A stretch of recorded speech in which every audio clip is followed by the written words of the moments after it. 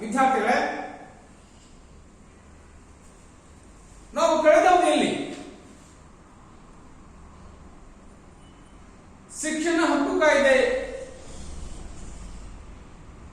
2009 ಅಂದ್ರೆ 2009 ಶಿಕ್ಷಣದ ಹಕ್ಕು ಕಾಯ್ದೆ ಅದರ ಕುರಿತಾಗಿ ಅಧ್ಯಯನ ಮಾಡಿದ್ದೀವಿ. ಪ್ರಸ್ತುತ ಅವಧಿಯಲ್ಲಿ ರಾಷ್ಟ್ರೀಯ ಪಠ್ಯಕ್ರಮ ಚೌಕಟ್ಟು NCF 2005 ನ್ಯಾಷನಲ್ ಕರಿಕ್ಯುಲಮ್ ಫ್ರೇಮ್ವರ್ಕ್ ಏನಿದೆ ಅದರ ಕುರಿತಾಗಿ ನಾವು ಅಧ್ಯಯನವನ್ನ ಮಾಡ್ತಾ ಹೋಗೋಣ. ಹಾಗಿದ್ದಾರೆ ರಾಷ್ಟ್ರೀಯ ಈ ಪಠ್ಯಕ್ರಮ ಚೌಕಟ್ಟಿದೆ, ನ್ಯಾಷನಲ್ ಕರಿಕ್ಯುಲಮ್ ಫ್ರೇಮ್ವರ್ಕ್ ಏನಿದೆ ಅದರ ಐತಿಹಾಸಿಕ ಹಿನ್ನೆಲೆ ಕಂಡುಕೊಳ್ಳಕ್ಕೆ ಸಾಧ್ಯ ಆಗಿದೆ ಅಥವಾ ಅದರ ಆಚೆಗೆ ನಾವು ಹೋದಾದರೂ ಸಹಿತ ನಮ್ಮ ದೇಶದಲ್ಲಿ ಪ್ರಪ್ರಥಮ ಬಾರಿಗೆ ಅಧಿಕೃತ ಪಠ್ಯಕ್ರಮವನ್ನಾಗಿ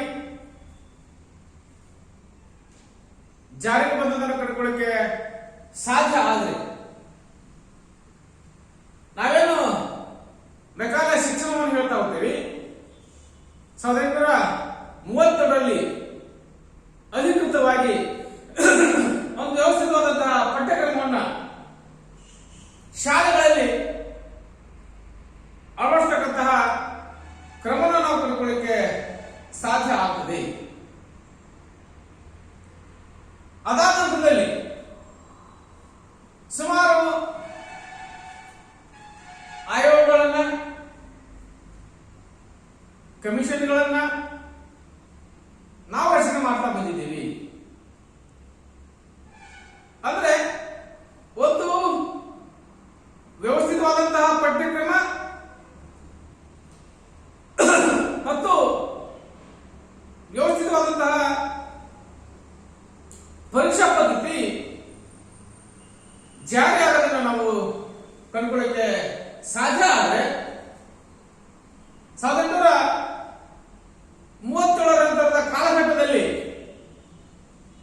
ಅದನ್ನು ನಾವು ಕಾಣಬಹುದು. ಇನ್ನ ನಮ್ದಾಗಿರ್ತಕ್ಕಂತಹ NCF 2005 ಕಂಡುಕೊಳ್ಳಕ್ಕೆ ಸಾಧ್ಯ ಆದರೆ ರಾಷ್ಟ್ರೀಯ ಪಠ್ಯಕ್ರಮ ಚೌಕಟ್ಟನ್ನು ನಾವು ಅಧ್ಯಯನ ಮಾಡೋದಾದ್ರೆ 1986ರಲ್ಲಿ ಜಾರಿ ಮಾಡಿದಂತಹ ರಾಷ್ಟ್ರೀಯ ಶಿಕ್ಷಣ ನೀತಿ ಏನಿದೆ 1986ರಲ್ಲಿ ಜಾರಿ ಮಾಡಿದಂತಹ NPE national policy of education ಕಂಡುಕೊಳ್ಳಕ್ಕೆ ಸಾಧ್ಯ ಆಗ್ತದೆ. ಇದು ಜಾರಿಯಾದ ಸಂದರ್ಭದಲ್ಲಿ 1986ರ ರಾಷ್ಟ್ರೀಯ ಶಿಕ್ಷಣ ನೀತಿಯ ಸಲಹೆ ಮತ್ತು ಶಿಫಾರಸಿನ ಮೇರೆಗೆ ಭಾರತದಲ್ಲಿ ಪ್ರತಿ 5 ವರ್ಷಕ್ಕೆ ಒಂದು ಬಾರಿ ಪಠ್ಯಕ್ರಮವನ್ನು ಬದಲಾಯಿಸತಕ್ಕಂತಹ ಕೆಲಸ ಪ್ರಾರಂಭ ಆಗಬೇಕಂತ ಹೇಳಿ ಶಿಫಾರಸನ್ನ ಮಾಡ್ತಾ ಹೋಗುತ್ತೆ 1986ರ ರಾಷ್ಟ್ರೀಯ ಶಿಕ್ಷಣ ನೀತಿ. ಆದರೆ ನಮ್ಮ ದೇಶದ ಆರ್ಥಿಕ ಪರಿಸ್ಥಿತಿಗೆ ಅನುಗುಣವಾಗಿ ನಾವು ಪ್ರತಿ 5 ವರ್ಷಕ್ಕೊಂದು ಸಾರಿ ಅದನ್ನ ಪಠ್ಯಕ್ರಮವನ್ನ ಬದಲಾಯಿಸಲಾರದೆ 10 ವರ್ಷಕ್ಕೊಂದು ಬಾರಿ ನಾವು ಪಠ್ಯಕ್ರಮವನ್ನ ಬದಲಾವಣೆ ಮಾಡಿರುವುದನ್ನು ನಾವು ಕಾಣಲಿಕ್ಕೆ ಸಾಧ್ಯ ಆಗ್ತದೆ.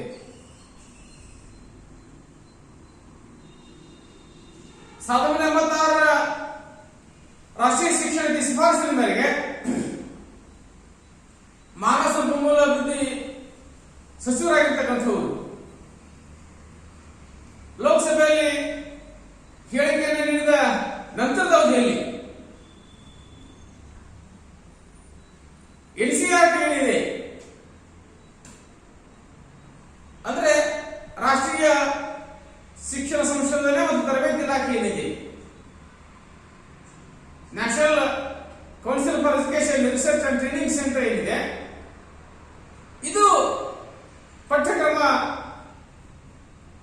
ಪರಿಷ್ಕರಣೆ ಕೆಲಸವನ್ನ ಪ್ರಾರಂಭ ಮಾಡ್ತಾ ಹೋಗುತ್ತೆ.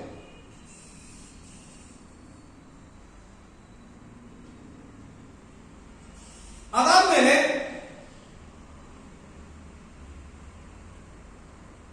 ಎನ್ಸಿಆರ್ಟಿ ಮಂಡಳಿ ಏನಿದೆ, ಕಾರ್ಯಕಾರಿ ಸಮಿತಿಯನ್ನ ರಚನೆ ಮಾಡಿ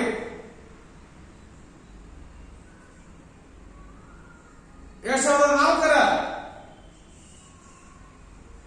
ಜುಲೈ 14ರಿಂದ 19ರವರೆಗೆ ನಡೆದಂತಹ ಸಭೆಯಲ್ಲಿ ರಾಷ್ಟ್ರೀಯ ಪಠ್ಯಕ್ರಮ ಚೌಕಟ್ಟನ್ನ, ರಾಷ್ಟ್ರೀಯ ಪಠ್ಯಕ್ರಮ ನೆಲೆಗಟ್ಟನ್ನ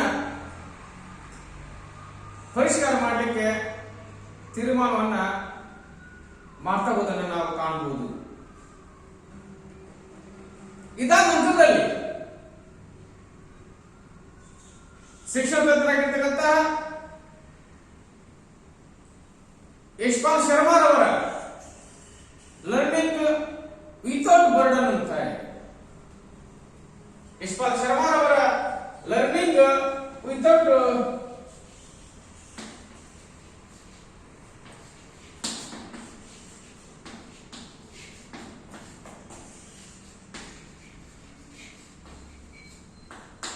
ಲರ್ನಿಂಗ್ ವಿತೌಟ್ ಬರ್ಡನ್ ಅಂತ ಅಂದ್ರೆ ಹೊರೆರಹಿತ ಕಲಿಕೆ. ಇದರರ್ಥ ನಾವು ಕಂಡುಕೊಳ್ಳಕ್ಕೆ ಸಾಧ್ಯ ಅಂದ್ರೆ ಹೊರೆರಹಿತ ಕಲಿಕೆಯನ್ನ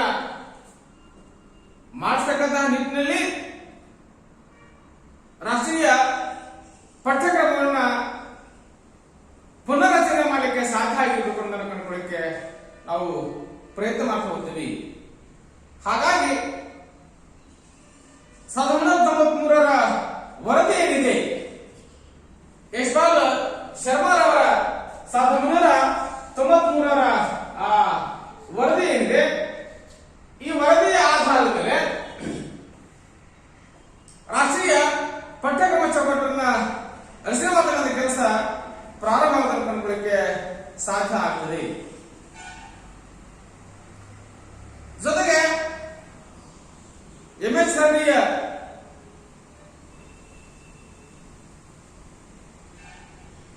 ಕಾರ್ಯದರ್ಶಿಗಳಿದ್ದಾರೆ, ಎನ್ಸಿಆರ್ಟಿ ನಿರ್ದೇಶಕರಿಗೆ ಈ ವಿಷಯವನ್ನ ತಿಳಿಸ್ತಕ್ಕಂತಹ ಕೆಲಸವನ್ನು ಮಾಡ್ತಾ ಹೋಗ್ತಾರೆ. ಈ ಎಲ್ಲ ತೀರ್ಮಾನಗಳ ಹಿನ್ನೆಲೆಯಲ್ಲಿ ಯಶ್ಪಾಲ್ ಶರ್ಮಾರವರ ಅಧ್ಯಕ್ಷತೆಯಲ್ಲಿ ಒಂದು ರಾಷ್ಟ್ರೀಯ ಚಾಲನಾ ಸಮಿತಿಯನ್ನ ಮತ್ತು 21 ರಾಷ್ಟ್ರೀಯ ಗುಂಪುಗಳನ್ನು ರಚನೆ ಮಾಡಿ ರಾಷ್ಟ್ರದುದ್ದಗಲಕ್ಕೂ ಸಹಿತವಾಗಿ ವಿಮರ್ಶೆಗಳನ್ನ, ಚರ್ಚೆಗಳನ್ನ, ಸೆಮಿನಾರ್ಗಳನ್ನು ಏರ್ಪಡಿಸುವ ಮೂಲಕವಾಗಿ ಸಾರ್ವಜನಿಕರ ಅಭಿಪ್ರಾಯಗಳನ್ನ ಸಂಗ್ರಹಿಸುವ ಮೂಲಕವಾಗಿ ದಿನಪತ್ರಿಕೆಗಳ ಮೂಲಕ ಅಭಿಪ್ರಾಯಗಳನ್ನ ಸಂಗ್ರಹಿಸುವ ಮೂಲಕವಾಗಿ ಒಂದು ನಿರ್ದಿಷ್ಟ ರೂಪವನ್ನ ಕೊಟ್ಟ ಕೆಲಸವನ್ನ ಪ್ರಾರಂಭ, ನಿರ್ದಿಷ್ಟವಾದಂತಹ ರೂಪವನ್ನ ಕೊಡ್ತಕ್ಕಂಥ ಕೆಲಸ ಆಗ್ತದೆ. ಅದುವೇ NCF 2005 ಅಥವಾ ರಾಷ್ಟ್ರೀಯ ಪಠ್ಯಕ್ರಮ ಚೌಕಟ್ಟು 2005 ಕಂಡುಕೊಳ್ಳಿಕ್ಕೆ ಸಾಧ್ಯ ಆಗ್ತದೆ. ಹಾಗಿದ್ದರೆ ಪ್ರಸ್ತುತ ರಾಷ್ಟ್ರೀಯ ಪಠ್ಯಕ್ರಮ ಚೌಕಟ್ಟು ಪ್ರಾರಂಭ ಆಗೋದು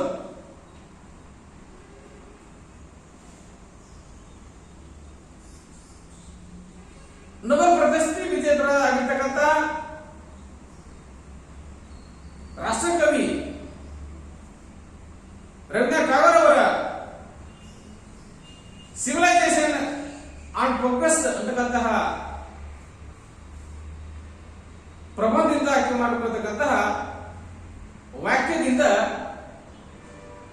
ಈ ರಾಷ್ಟ್ರೀಯ ಪಠ್ಯಕ್ರಮ ಚೌಕಟ್ಟು ಪ್ರಾರಂಭ ಆಗಲಿಕ್ಕೆ ಸಾಧ್ಯ ಆಗ್ತದೆ.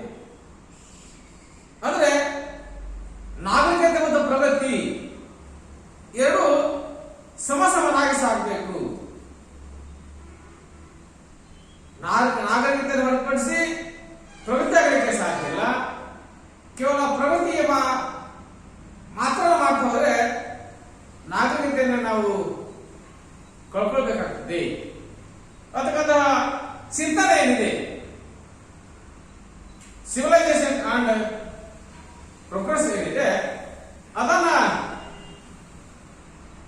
ಘೋಷವಾಕ್ಯ ಮಾಡಿಕೊಂಡು ರಾಷ್ಟ್ರೀಯ ಪಠ್ಯಕ್ರಮ ಚೌಕಟ್ಟಿನ ರಚನೆ ಪ್ರಾರಂಭ ಆಗೋದಕ್ಕೆ ನಾವು ಕಂಡುಕೊಳ್ಬಹುದು.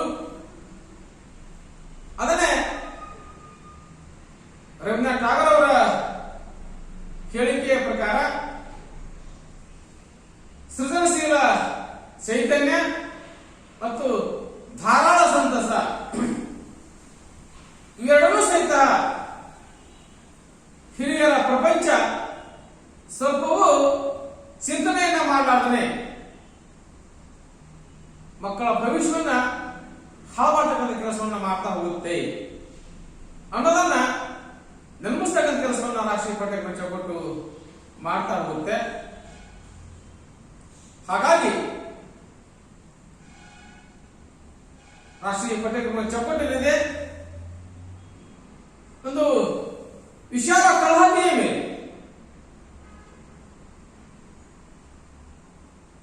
ವಿಶಾಲ ಮನೋಭೂಮಿಕೆಯ ಆಧಾರದ ಮೇಲೆ ಒಂದು ದೇಶವನ್ನು ಕಟ್ಟತಕ್ಕಂತಹ ಕಾಲದಲ್ಲಿ ಅತ್ಯಂತ ಮಹತ್ವವಾದಂತಹ ಪಾತ್ರ ವಹಿಸತಕ್ಕಂಥ ಕೆಲಸವನ್ನ NCF 2005 ಅಥವಾ ರಾಷ್ಟ್ರೀಯ ಪಠ್ಯಕ್ರಮ ಚೌಕಟ್ಟನ್ನ ಮಾಡೋದನ್ನ ಕಾಣಬಹುದು.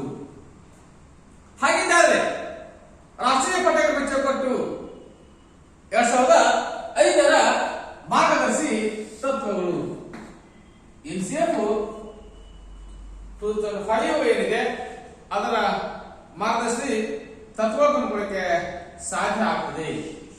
ಅದರಲ್ಲಿ ಫಸ್ಟ್ ಒನ್ ಆಗಿ ಜ್ಞಾನವನ್ನು ಶಾಲೆಯ ಹೊರಗಿನ ಜೀವನಕ್ಕೆ ಸಂಬಂಧ ಕಲ್ಪಿಸುವುದು. ಅಂದ್ರೆ ನಾವು ಓದ್ತಕ್ಕಂಥ ಶಿಕ್ಷಣ ಮತ್ತು ಹೊರಗಿನ ಪ್ರಪಂಚಕ್ಕೆ ಸಂಬಂಧ ಇದೆಯಾ? ಹಾಗಾಗಿ ನಾವು ಓದ್ತಕ್ಕಂಥ ಪಠ್ಯಕ್ರಮ ಬೇರೆ, ನಾವು ಓದ್ತಕ್ಕಂತಹ ಮಾರ್ಗನ ಬೇರೆ. ನಾವು ಸ್ಕೂಲಲ್ಲಿ ಹೇಳ್ತಾ ಹೋಗ್ತೀವಿ ಗಂಗಾ ಸ್ನಾನ ತುಂಗಾಪಾನ ಅಂತ. ಸ್ಕೂಲಲ್ಲಿ ನಾವು ಪಾಠ ಮಾಡ್ತೇವೆ ಗಂಗಾ ಸ್ನಾನ ತುಂಗಾಪಾನ. ತುಂಗೆ ಕುಡಿಲಿಕ್ಕೆ ತುಂಗೇನ ನೀರು ಕುಡಿದ್ರೆ ಪುಣ್ಯ ಬರುತ್ತೆ, ಗಂಗಾ ಸ್ನಾನ ಮಾಡಿದ್ರೆ ಸ್ವರ್ಗ ಸಿಗುತ್ತೆ, ಪಾಪ ಪರಿಹಾರ ಆಗ್ತದೆ. ಪ್ರಸ್ತುತ ಅವಧಿಯಲ್ಲಿ ಎರಡು ಸಹಿತ ಹುಲಿಗೆಟ್ಟು ಹೋಗಿದ್ದಾವೆ. ಈ ಕಡೆ ತುಂಗೆ ಪವಿತ್ರ ಆಗಿದ್ದಾಳೆ, ಗಂಗಾ ಸ್ನಾನ ಮಾಡ್ತಾ ಹೋದ್ರೆ ಬರಬಾರದ ಕಾಯಿಲೆ ಎಲ್ಲ ಬರ್ತಾ ಹೋಗ್ತವೆ.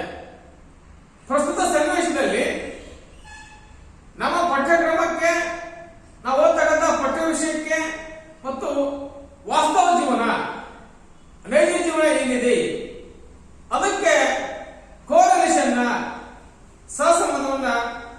ಮಾಡಲಿಕ್ಕೆ ಸಾಧ್ಯ ಆಗಿರಬೇಕು. ಹಾಗಾಗಿ ಜ್ಞಾನವನ್ನ ಶಾಲೆ ಹೊರಗಿನ ಜೀವನಕ್ಕೆ ಸಂಬಂಧ ಕಲ್ಪಿಸತಕ್ಕಂಥ ಕೆಲಸ ಮಾಡಲಿಕ್ಕೆ ಸಾಧ್ಯ ಆಗಬೇಕು. ಮಕ್ಕಳಿಗೆ ಪ್ರವಾಸ, ಸಂದರ್ಶನ, ವಿಹಾರ, ವನಭೋಜನ ಮೂಲಕ ನಿಸರ್ಗದ ಪರಿಚಯವನ್ನ ಅಥವಾ ವಾಸ್ತವಿಕ ಜೀವನದ ಪರಿಚಯ ಮಾಡಿಕೊಡ್ತಕ್ಕಂಥ ಕೆಲಸ ಮಾಡಲಿಕ್ಕೆ ಸಾಧ್ಯವನ್ನು ನಾವು ಕಂಡುಕೊಳ್ಳಿಕ್ಕೆ ಪ್ರಯತ್ನ ಮಾಡ್ತಾ ಹೋಗ್ತೇವೆ. ಇನ್ನೆಲ್ಲ ಕಂಡುಕೊಳ್ಳಿಕ್ಕೆ ಸಾಧ್ಯ ಆದರೆ ಕಂಠಪಾಠದ ಹಳೆಯ ವಿಧಾನಗಳ ಬಿಟ್ಟು ಕಲಿಕೆಯ ವಿಧಾನ ಬದಲಾಗುವಂತೆ ಮಾಡತಕ್ಕಂಥದ್ದು. ಹಾಗಿದ್ದ ಕೇವಲ ನಾವು ಕಂಠಪಾಠಕ್ಕೆ ಆದ್ಯತೆ ಕೊಟ್ಟಿದ್ದೆ ಆದರೆ ಯಾವುದೇ ರೀತಿಯ ಪ್ರಯತ್ನಿಸಲಿಕ್ಕೆ ಸಾಧ್ಯ ಆಗುವುದಿಲ್ಲ. ಅದು ಕ್ರಮೇಣ ನಾಶವಾಗ್ತದೆ. ಹಾಗಾಗಿ ಈ ರೋಡ್ ಲರ್ನಿಂಗ್ ಏನಿದೆ, ಕಂಠಪಾಠ ವಿಧಾನ ಏನಿದೆ, ಅದನ್ನ ತಿರಸ್ಕರಿಸುವ ಮೂಲಕವಾಗಿ ಮಕ್ಕಳಿಗೆ ಹೊಸ ಹೊಸ ವಿಧಾನಗಳ ಮೂಲಕ, ಹೊಸ ಬೋಧನಾ ಪದ್ಧತಿಗಳ ಮೂಲಕ ನಾವು ಪಾಠ ಮಾಡಿದ್ದೆ ಆದರೆ ಕಲಿಕೆ ಅರ್ಥಪೂರ್ಣ ಕಲಿಕೆ ಆಗಲಿಕ್ಕೆ ಸಾಧ್ಯ ಆಗ್ತದೆ ಅನ್ನೋದನ್ನ ವಿಶೇಷವಾಗಿ ಚರ್ಚೆ ಮಾಡಬಹುದು. ಹಾಗಾಗಿ ಮಕ್ಕಳಿಗೆ ನಡಿಕೆ ವಿಧಾನ ಇರ್ಬೋದು, ಸಾಮರ್ಥ್ಯ ಆಧಾರಿತ ಬೋಧನೆ ಇರ್ಬೋದು, ಸಮಸ್ಯೆ ಪರಿಹಾರ ಇರ್ಬೋದು, ಯೋಜನಾ ಪದ್ಧತಿ ಇರ್ಬೋದು, ಕಥಾ ಪದ್ಧತಿ ಇರ್ಬೋದು, ಸಂಶೋಧನಾ ಪದ್ಧತಿ ಇರ್ಬೋದು, ವೀಕ್ಷಣಾ ಪದ್ಧತಿ ಇರ್ಬೋದು, ಈ ರೀತಿಯ ಹೊಸ ಹೊಸ ವಿಧಾನಗಳ ಬಳಕೆ ಮಾಡುವ ಮೂಲಕವಾಗಿ, ಹೊಸ ರೀತಿಯ ಬೋಧನಾ ಪದ್ಧತಿಗಳನ್ನ ಬಳಕೆ ಮಾಡುವ ಮೂಲಕವಾಗಿ ನಾವು ಮಕ್ಕಳಿಗೆ ಕಲಿಸ್ತಾ ಹೋದ್ರೆ, ಬೋಧನೆಯನ್ನ ಮಾಡ್ತಾ ಹೋಗಿದ್ದೆ ಆದ್ರೆ ಕಂಠಪಾಠಕ್ಕೆ ಆದ್ಯತೆ ಸಿಗಲಿಕ್ಕೆ ಸಾಧ್ಯ ಇಲ್ಲ. ಕೇವಲ ಅಜನಿಟ್ಟದ ಬಗ್ಗೆ ಜೋತ್ ಬರ್ತಕ್ಕಂಥ ವ್ಯವಸ್ಥೆನ ಕಂಡುಕೊಳ್ಳಿಕ್ಕೆ ಪ್ರಯತ್ನ ಮಾಡ್ತಿದ್ದೀವಿ. ಹಾಗಾಗಿ ನಾವು ನೋಡ್ತಾ ಹೋಗ್ತೀವಿ, ಕಂಠಪಾಠದ ಹಳೆಯ ವಿಧಾನಕ್ಕೆ ಬಿಟ್ಟು ಕಲಿಕೆಯ ಹೊಸ ವಿಧಾನ ಬದಲಾಗುವಂತೆ, ಕಲಿಕೆಯ ವಿಧಾನ ಬದಲಾಗುವಂತೆ ಮಾಡೋದ್ರಿಂದ ಪ್ರಕ್ರಿಯೆ ಕಂಡುಕೊಳ್ಳಿಕ್ಕೆ ಸಾಧ್ಯ ಆಗ್ತದೆ. ಹಾಗಾಗಿ ಮತ್ತೆ ಶಾಲೆಗಳಲ್ಲಿ ಬೋಧನಾ ಪದ್ಧತಿ ಬದಲಾವಣೆಗಳನ್ನು ಕಾಣಬಹುದು. ನೆಕ್ಸ್ಟ್ನಾಗಿ ಪಠ್ಯಕ್ರಮವು ಪಠ್ಯ ಪುಸ್ತಕಗಳನ್ನು ಮೀರುವಂತೆ ಮಾಡಿ ಅವನ್ನ ಸಮೃದ್ಧಗೊಳಿಸುವ ಪ್ರಕ್ರಿಯೆ. ಅಂದ್ರೆ ಪಠ್ಯಕ್ರಮ ಪಠ್ಯವಸ್ತುವನ್ನು ಮೀರುವ ರೀತಿಯಲ್ಲಿ ಅದಕ್ಕೆ ಸಾಕಷ್ಟು ರೆಫರೆನ್ಸ್ ಬುಕ್ಗಳನ್ನ, ಪರಾಮರ್ಶನ ಗ್ರಂಥಗಳನ್ನ ಮಕ್ಕಳಿಗೆ ಕೊಡಲಿಕ್ಕೆ ಸಾಧ್ಯ ಆಗಿರಬೇಕು. ಕೇವಲ ಪಠ್ಯಕ್ರಮ ಹೇಳದೆ ಅಂತಿಮ ಸತ್ಯ ಅಲ್ಲ, ಪಠ್ಯಕ್ರಮ ಹೇಳುವುದೇ ಅಂತಿಮ ಸತ್ಯ ಅಲ್ಲ. ನೀವು ಅದನ್ನು ಸಾಕ್ಷಿಗಳನ್ನಾಗಿ, ಪುರಾವೆಗಳನ್ನಾಗಿ, ಹಲವಾರು ಪರಾಮರ್ಶನ ಗ್ರಂಥಗಳನ್ನ, ಕೋರ್ಸ್ಗಳನ್ನು ಮಕ್ಕಳಿಗೆ ತಿಳಿಸ್ತಕ್ಕಂಥ ಕೆಲಸ ಮಾಡಲಿಕ್ಕೆ ಸಾಧ್ಯ ಆಗಿರಬೇಕು. ಹಾಗಾಗಿ ಯಾವುದೋ ಪಠ್ಯಕ್ರಮ ಅಂತಿಮ ಸತ್ಯ ಅಲ್ಲ, ಅದು ಲೇಖಕರ ಅಭಿಪ್ರಾಯ ಮಾತ್ರ ಆಗಿರ್ಬೋದು. ಹಾಗಾಗಿ ಅದನ್ನ ಪರಾಮರ್ಶೆ ಮಾಡೋದಕ್ಕಾಗಿ, ಅದನ್ನ ಪರೀಕ್ಷೆ ಮಾಡೋದಕ್ಕಾಗಿ ಹಲವಾರು ಪರಾಮರ್ಶನ ಗ್ರಂಥಗಳನ್ನ, ಡಿಕ್ಷನರಿಗಳನ್ನ, ಕೋಶಗಳ ಮಕ್ಕಳಿಗೆ ತಿಳಿಸಿದ ಪ್ರಯತ್ನ ಆಗಬೇಕು. ಅದನ್ನ ನಾವು ಬಿಡ್ತೇವೆ, ಇದು ಹೇಳಿದ ಸತ್ಯ, ಇದನ್ನ ನಂಬಬೇಕು, ಇದನ್ನ ಒಪ್ಕೊಳ್ಬೇಕಂತಹ ಚಿಂತನೆ ಏನಿದೆ ಇದು ಅತ್ಯಂತ ಆಘಾತಕಾರಿ. ಹಾಗಾಗಿ ಪಠ್ಯಕ್ರಮ ಪಠ್ಯಪುಸ್ತಕಗಳನ್ನ ಮೀರುವಂತೆ ಮಾಡಿ ಅವುಗಳನ್ನ ಸಮೃದ್ಧಗೊಳಿಸತಕ್ಕಂತಹ ಕೆಲಸ ಮಾಡಲಿಕ್ಕೆ ಸಾಧ್ಯ ಆಗಿರಬೇಕು. ಇನ್ನ ಪರೀಕ್ಷೆಗಳನ್ನು ಹೆಚ್ಚು ಸುಸಂಗತಗೊಳಿಸತಕ್ಕಂಥ ವಿಧಾನ ಮತ್ತು ಅದನ್ನ ವರ್ಗ ಕೊನೆಯ ಬದುಕಿನೊಂದಿಗೆ ಒಗ್ಗೂಡಿಸತಕ್ಕಂಥ ಪ್ರಕ್ರಿಯೆ. ಪ್ರಸ್ತುತ ದಿನಮಾನದ ಪರೀಕ್ಷೆ ವಿಧಾನ ಏನಿದೆ, ಮಗುವಿನ ಬರವಣಿಗೆ ಶೈಲಿಯನ್ನ, ಮಗುವಿನ ಸ್ಮರಣ ಶಕ್ತಿಯನ್ನು ಮಾತ್ರ ಪರೀಕ್ಷೆ ಮಾಡ್ತಾ ಹೋಗುತ್ತೆ. ಅದಕ್ಕೂ ಮಿಗಿಲಾಗಿ ಮಗುವಿನ ಮಾನಸಿಕ ಸಾಮರ್ಥ್ಯದೊಂದಿಗೆ, ಮಗುವಿನ ಬರವಣಿಗೆಯ ಸಾಮರ್ಥ್ಯದೊಂದಿಗೆ ಮಗುವಿನಲ್ಲಿ ಒಂದು ವೈಜ್ಞಾನಿಕ ಚಿಂತನೆ ಇದೆ, ತಾರ್ಕಿಕ ಚಿಂತನೆ ಇದೆ, ಸಮಸ್ಯೆ ಪರಿಹಾರ ಸಾಮರ್ಥ್ಯ ಇದೆ ಅಂತಕ್ಕಂಥದ್ದನ್ನ ನಾವು ಅರ್ಥ ಮಾಡ್ಕೊಳ್ಳಿಕ್ಕೆ ಸಾಧ್ಯ ಆಗಿರಬೇಕು. ಹಾಗಾಗಿ ಪರೀಕ್ಷೆಗಳನ್ನು ಹೆಚ್ಚು ಸುಸಂಗತಗೊಳಿಸತಕ್ಕಂಥ ಕೆಲಸ ಮಾಡಲಿಕ್ಕೆ ಸಾಧ್ಯ ಆಗಿರುವುದನ್ನು ವಿಶೇಷವಾಗಿ ನೋಡ್ತಾ ಹೋಗ್ತೀವಿ. ಅದನ್ನ ವರ್ಗ ಕೋನೆಯ ಬದುಕಿನೊಂದಿಗೆ ಒಗ್ಗೂಡಿಸತಕ್ಕಂಥ ಕೆಲಸ ಮಾಡಲಿಕ್ಕೆ ಸಾಧ್ಯ ಆಗಿರಬೇಕು. ದೇಶವನ್ನಾಗಿ ರಾಷ್ಟ್ರೀಯ ಸಾಮಾಜಿಕ ವ್ಯವಸ್ಥೆಯಲ್ಲಿ ತಮ್ಮ ತಮ್ಮ ಅನನ್ಯತೆಯನ್ನು ಬಗ್ಗೆ ಕಳಕಳಿಯಿಂದ ವರ್ತಿಸುವುದು ಅಗತ್ಯ. ಅಂದ್ರೆ ರಾಷ್ಟ್ರೀಯ ಸಾಮಾಜಿಕ ವ್ಯವಸ್ಥೆಯಲ್ಲಿ ತಮ್ಮ ತಮ್ಮ ಅನನ್ಯತೆಯನ್ನು ಒಲಿಸಿಕೊಳ್ಳಲು ಪ್ರಯತ್ನಿಸುವವರ ಬಗ್ಗೆ ಕಾಳಜಿಯಿಂದ ವರ್ತಿಸುವುದು ಅಗತ್ಯ. ಅಂದ್ರೆ ಯಾವುದೇ ಕಾರಣಕ್ಕೆ ಸಹಿತ ಒಬ್ಬ ವ್ಯಕ್ತಿ ತನ್ನ ಅನನ್ಯತೆಯನ್ನ ಬಿಟ್ಕೊಳ್ಳಿಕ್ಕೆ ಸಾಧ್ಯ ಇಲ್ಲ. ಅಂದ್ರೆ ತನ್ನನ್ನು ತಾನು ನಿರ್ದಿಷ್ಟ ಕಾರಣಕ್ಕಾಗಿ ನಿರ್ದಿಷ್ಟ ಸಂಸ್ಕೃತಿ, ನಿರ್ದಿಷ್ಟ ಪರಂಪರೆ, ನಿರ್ದಿಷ್ಟ ಆಚಾರ ವಿಚಾರ, ನಿರ್ದಿಷ್ಟ ಭಾಷೆ, ನಿರ್ದಿಷ್ಟ ಆಚರಣೆಗಳ ಮೂಲಕವಾಗಿ ತನ್ನನ್ನು ತಾನು ಗುರುತಿಸಿಕೊಳ್ಳತಕ್ಕಂಥ ಹಕ್ಕು ಅವನಿಗಿದೆ ಅನ್ನೋದನ್ನು ನಾವು ವಿಶೇಷವಾಗಿ ಅರ್ಥ ಮಾಡಿಕೊಳ್ಳಿಕ್ಕೆ ಸಾಧ್ಯ ಇರಬೇಕು. ಹಾಗಾಗಿ ಭಾಷೆ, ಸಂಸ್ಕೃತಿ, ಆಚಾರ ವಿಚಾರ, ಆಚರಣೆ, ಸಾಹಿತ್ಯ, ನಂಬಿಕೆ, ಮೌಲ್ಯ, ಪರಂಪರೆ, ನೈತಿಕ ನಿಯಮಗಳ ಆಧಾರದ ಮೇಲೆ ನಾವು ಒಬ್ಬ ವ್ಯಕ್ತಿಯ ತನ್ನ ಧರ್ಮವನ್ನ ಗುರುತಿಸಿಕೊಳ್ಳಿಕ್ಕೆ ಸಾಧ್ಯ ಆಗಿರಬೇಕು. ಯಾವುದೇ ಕಾರಣಕ್ಕೂ ಸಹಿತ ರಾಷ್ಟ್ರೀಯ ಪಠ್ಯಕ್ರಮ ಚೌಕಟ್ಟಿನಿಂದ ಅದನ್ನ ನಾಶ ಮಾಡಲಿಕ್ಕೆ ಸಾಧ್ಯ ಆಗುವಂತಹ ಮಾತನ್ನ ನಾವು ಕೊಂಡ್ಕೊಳ್ಳಿಕ್ಕೆ ಪ್ರಯತ್ನ ಸಹಿತ ಮಾಡ್ತಾ ಹೋಗ್ತೀವಿ. ಹಾಗಾಗಿ ನಿರ್ದಿಷ್ಟ ಆಚರಣೆಗಳ ಮೂಲಕವಾಗಿ ತನ್ನನ್ನು ತಾನು ಗುರುತಿಸಿಕೊಳ್ತಕ್ಕಂತಹ ವ್ಯವಸ್ಥೆ ಏನಿದೆ ಅದನ್ನ ಹಾಗೆ ಇಟ್ಕೊಳ್ತಕ್ಕಂತಹ, ಅದನ್ನ ಕಾಪಿಟ್ಕೊಳ್ತಕ್ಕಂತಹ ವ್ಯವಸ್ಥೆ ಕಂಡುಕೊಳ್ಳಿಕ್ಕೆ ಸಾಧ್ಯ ಆಗಿರುವುದನ್ನು ವಿಶೇಷವಾಗಿ ಅರ್ಥೈಸ್ತಾ ಹೋಗ್ತೀವಿ. ದೇಶವಾಗಿ ರಾಷ್ಟ್ರೀಯ ಪಠ್ಯಕ್ರಮ ಚೌಕಟ್ಟು NCF 2005 ಏನಿದೆ ಅದರ ಪ್ರಮುಖ ಶಿಫಾರಸುಗಳನ್ನು ನಾವು ಅಧ್ಯಯನವನ್ನ ಮಾಡ್ತಾ ಹೋಗೋಣ. ಹಾಗಿದ್ದರೆ ನಮ್ಮದಾಗಿರುವಂತಹ ಪ್ರಮುಖ ಲಕ್ಷ್ಯಗಳೇನೇನು? ರಾಷ್ಟ್ರೀಯ ಪಠ್ಯಕ್ರಮ ಚೌಕಟ್ಟಿನ ಪ್ರಮುಖ ಲಕ್ಷ್ಯ ಕಂಡುಕೊಳ್ಳಕ್ಕೆ ಸಾಧ್ಯ ಆದರೆ ಭಾರತದ ಸಂವಿಧಾನದಲ್ಲಿ ಅಡಕವಾಗಿರುವ ಮೌಲ್ಯಗಳನ್ನು ಸಾಕಾರಗೊಳಿಸತಕ್ಕಂಥ ವ್ಯವಸ್ಥೆ. ಹಾಗಿದ್ದಾರೆ ನಾವು ಹೇಳ್ತಾ ಹೋಗ್ತೀವಿ 5 pillars of the Indian constitution ಕೇಳ್ತಾ ಹೋಗ್ತೀವಿ. ನಾವು ಭಾರತದ ಸಂವಿಧಾನದ 5 ಆಧಾರ ಸ್ತಂಭಗಳು: ಸಮಾನತೆ, ಸ್ವಾತಂತ್ರ್ಯ, ಭಾತೃತ್ವ, ಸಾಮಾಜಿಕ ನ್ಯಾಯ, ಜಾತ್ಯತೀತತೆ. ಸಮಾನತೆ, ಸ್ವಾತಂತ್ರ್ಯ, ಭಾತೃತ್ವ, ಸಾಮಾಜಿಕ ನ್ಯಾಯ ಮತ್ತು ಜಾತ್ಯತೀತತೆ ಏನಿದೆ, these are the 5 pillars of the Indian constitution ಅಂತ ಹೇಳ್ತಾ ಹೋಗ್ತೀವಿ. ನಾವು ಭಾರತದ ಸಂವಿಧಾನದ 5 ಆಧಾರ ಸ್ತಂಭಗಳು. ಹಾಗಾಗಿ ಈ ಸಂವಿಧಾನದ ಮೌಲ್ಯಗಳನ್ನ ಸಾಕಾರಗೊಳಿಸತಕ್ಕಂಥ ಕೆಲಸವನ್ನ ನಾವು ಪಠ್ಯಕ್ರಮದ ಮೂಲಕ ಮಾಡಲಿಕ್ಕೆ ಸಾಧ್ಯ ಆಗಿರಬೇಕು. ಹಾಗಾಗಿ ವಿದ್ಯಾರ್ಥಿಗಳಿಗೆ ಸಮಾನತೆ, ಸ್ವಾತಂತ್ರ್ಯ, ಭಾತೃತ್ವ, ಸಾಮಾಜಿಕ ನ್ಯಾಯ ಮತ್ತು ಜಾತ್ಯತೀತ ಸಿದ್ಧಾಂತಗಳನ್ನ ಕಲಿಸ್ತಕ್ಕಂತಹ ವ್ಯವಸ್ಥೆ ಮಾಡಲಿಕ್ಕೆ ಸಾಧ್ಯ ಸಹಿತ ಆಗಿರಬೇಕು. ದೇಶವಾಗಿ ಪಠ್ಯಕ್ರಮದ ಹೊರೆಯನ್ನು ಕಡಿಮೆ ಮಾಡುವುದು. ಹಾಗಿದ್ದರೆ ಪಠ್ಯಕ್ರಮ ಹೊರೆಯನ್ನ ಹೇಗೆ ಕಡಿಮೆ ಮಾಡೋದು? ಇತಿಹಾಸದ ಇಸ್ವಿಗಳು ಅಗತ್ಯ ಇಲ್ಲ. ವಿಜ್ಞಾನಿಗಳು ಹುಟ್ಟಿದ ವರ್ಷ, ನಾವು ವಿಜ್ಞಾನಿಗಳ ಮಾತ್ರ ಬೇಕು. ಹುಟ್ಟಿದ ವರ್ಷ ನೋಡಿ ಮಾಡೋಣ. ಸಂಶೋಧನೆ ಮಾತ್ರ ಅತ್ಯಂತ ಅಗತ್ಯ.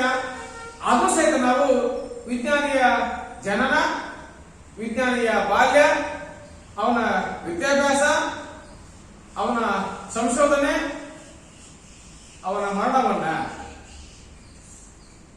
ಇತಿಹಾಸದ ಅಷ್ಟೇ ಕೇವಲ ಇಸ್ವಿಗಳಿಗೆ ಮಾತ್ರ ಮಾಹಿತಿನ ಆದ್ಯತೆ ಕೊಟ್ಟು ಹೋಗ್ತೀವಿ. ಹಾಗಾಗಿ ಅನವಶ್ಯಕವಾಗಿ ವಿಷಯಗಳನ್ನ ಒತ್ತಾಪೂರ್ವಕವಾಗಿ ಹೇಳುವುದರ ಬದಲಾಗಿ ಒಬ್ಬ ವಿಜ್ಞಾನಿಯ ಸಂಶೋಧನೆ ಆದ್ಯತೆ ಕೊಡುವ ಮೂಲಕವಾಗಿ ಅವರ ಸಂಶೋಧನೆ ಮಕ್ಕಳಿಗೆ ತಿಳಿಸ್ತಕ್ಕಂಥ ಕೆಲಸ ಮಾಡಲಿಕ್ಕೆ ಸಾಧ್ಯ ಆಗಿರಬೇಕು. ಹಾಗೆ ಇತಿಹಾಸದಲ್ಲಿ ಅನವಶ್ಯಕ ಇಸ್ವಿಗಳನ್ನ ನಾವು ಮಕ್ಕಳಿಗೆ ಹೇಳುವುದರ ಬದಲಾಗಿ ಅಲ್ಲಿರ್ತಕ್ಕಂತಹ ಪ್ರಮುಖ ಯುದ್ಧಗಳನ್ನ ಜೊತೆಗೆ ಸಾಮಾಜಿಕ ಸುಧಾರಣೆಗಳನ್ನ ನಾವು ಮಕ್ಕಳಿಗೆ ತಿಳಿಸ್ತಕ್ಕಂಥ ಕೆಲಸ ಮಾಡಲಿಕ್ಕೆ ಸಾಧ್ಯ ಸಹಿತ ಆಗಿರಬೇಕು. ಎಲ್ಲರೂ ಸಹಿತ ಗುಣಾತ್ಮಕ ಮತ್ತು ಮೌಲ್ಯಾಧಾರಿತ ಶಿಕ್ಷಣ ದೊರಕಿಸಬೇಕು. ಜೊತೆಗೆ ಶಿಕ್ಷಣ ಎಲ್ಲರಿಗೂ ಸಿಗಬೇಕು. ಅಂದ್ರೆ ಪ್ರಸ್ತುತ ಅವಧಿಯಲ್ಲಿ ಶಿಕ್ಷಣ ಗುಣಾತ್ಮಕವಾಗಿದೆ ಅನ್ನುವಂತಹ ಆತ್ಮಾವಲೋಕನ ಮಾಡ್ಕೊಳ್ಳಿಕ್ಕೆ ಸಾಧ್ಯ ಆಗಿರಬೇಕು. ಹಾಗಾಗಿ ನಾವು ಚರ್ಚೆ ಮಾಡ್ತಾ ಹೋಗ್ತೀವಿ. CRT ಅಂತ ಹೇಳ್ತಾ ಹೋಗ್ತೀವಿ, ನಾರ್ಮ್ಸ್ ರೆಫರೆನ್ಸ್ ಟೆಸ್ಟ್ ಅಂತೆ. ಅಂದ್ರೆ ಸಾಮರ್ಥ್ಯ ಆಧಾರಿತ ಬೋಧನೆ, ಸಾಮರ್ಥ್ಯ ಆಧಾರಿತ ಮೌಲ್ಯಮಾಪನ. ಅಂದ್ರೆ competence based education, competence based employment ಅನ್ನ, ಪೈಪೋಟಿ ಆಧಾರಿತ ಶಿಕ್ಷಣ ಕೊಡಲಿಕ್ಕೆ ಸಾಧ್ಯ ಆಗಿರಬೇಕು. ಪೈಪೋಟಿ ಆಧಾರಿತ ಉದ್ಯಮ ಪಡ್ಕೊಳ್ಳಿಕ್ಕೆ ಸಾಧ್ಯ ಆಗ್ತದೆ. ಸಾಮರ್ಥ್ಯ ಆಧಾರಿತ ಶಿಕ್ಷಣ ಕೊಡಲಿಕ್ಕೆ ಸಾಧ್ಯ ಆಗಬೇಕು. ಸಾಮರ್ಥ್ಯ ಆಧಾರಿತ ಮೌಲ್ಯಮಾಪನ ವ್ಯವಸ್ಥೆಯನ್ನು ಜಾರಿ ಕೊಡಲಿಕ್ಕೆ ಸಾಧ್ಯ ಆಗ್ತದೆ. ಹಾಗಾಗಿ ನಾವು ವಿಶೇಷವಾಗಿ ಹೇಳ್ತಾ ಹೋಗ್ತೀವಿ, ಎಲ್ಲರಿಗೂ ಮೌಲ್ಯಾಧಾರಿತ ಗುಣಾತ್ಮಕ ಶಿಕ್ಷಣ ಮತ್ತು ಶಿಕ್ಷಣ ಸರ್ವರಿಗೂ ಉಚಿತ ಮತ್ತು ಕಡ್ಡಾಯ ಶಿಕ್ಷಣ ಕೊಡಲಿಕ್ಕೆ ಸಾಧ್ಯ ಆಗಬೇಕು. ಎಲ್ಲರಿಗೂ ಸಹಿತ ಉಚಿತ ಹಾಗೂ ಕಡ್ಡಾಯ ಶಿಕ್ಷಣವನ್ನ ಕೊಡಲಿಕ್ಕೆ ಸಾಧ್ಯ ಆಗಬೇಕು. ಹಾಗಾಗಿ ನಾವು ಹೇಳ್ತಾ ಹೋಗ್ತೀವಿ, ನಮ್ಮ ಸಂವಿಧಾನದಲ್ಲಿ ವಿಧಿ 45ರ ಪ್ರಕಾರ 6ರಿಂದ 14 ವರ್ಷದೊಳಗಿನ ಎಲ್ಲ ಮಕ್ಕಳಿಗೆ ಉಚಿತ ಮತ್ತು ಕಡ್ಡಾಯ ಶಿಕ್ಷಣ ಕೊಡಲಿಕ್ಕೆ ಸಾಧ್ಯ